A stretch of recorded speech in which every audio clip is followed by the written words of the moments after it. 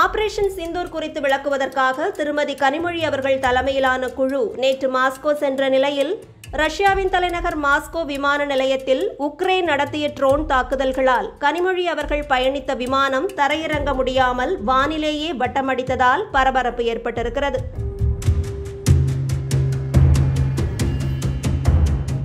பெஹல்காம் தாக்குதலுக்கு பதிலடியாக இந்தியா நடத்திய ஆபரேஷன் சிந்தூர் தாக்குதல் குறித்து உலக நாடுகளிடம் விளக்குவதற்காக 59 எம்பிக்களை கொண்ட 7 குழுக்கள் அமைக்கப்பட்டன.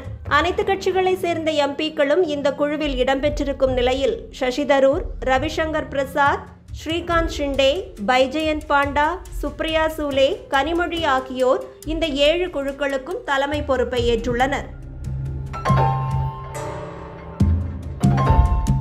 கனிமொழி அவர்கள் தலைமையிலான எம்பிக்கள் குழு நேற்று ரஷ்யாவிற்கு புறப்பட்ட நிலையில் நள்ளிரவில் மாஸ்கோ விமான நிலையத்தில் ட்ரோன்கள் ஏவப்பட்டு தாக்குதல் நடைபெற்றிருக்கிறது.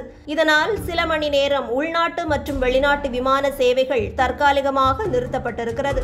கனிமொழி அவர்கள் சென்ற விமானமும் இதனால் தரையிறங்க முடியாமல் வானிலேயே வட்டமடித்து நீண்ட நேரத்திற்கு பிறகு பத்திரமாக தரையிறங்கியிருக்கிறது.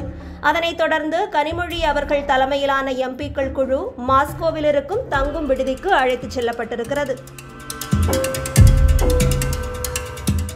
ரஷ்யாவின் வெளியுறவுத்துறை அமைச்சர் மற்றும் அதிகாரிகளோடு இன்று கனிமொழி அவர்கள் தலைமையிலான குழு ஆலோசனை நடத்தவிருக்கும் நிலையில் அதைத் தொடர்ந்து லாத்வியா, சிலோவேனியா, கிரீஸ், ஸ்பெயின் உள்ளிட்ட நாடுகளுக்கும் அவர்கள் பயணம் செய்ய இருக்கிறார்கள்.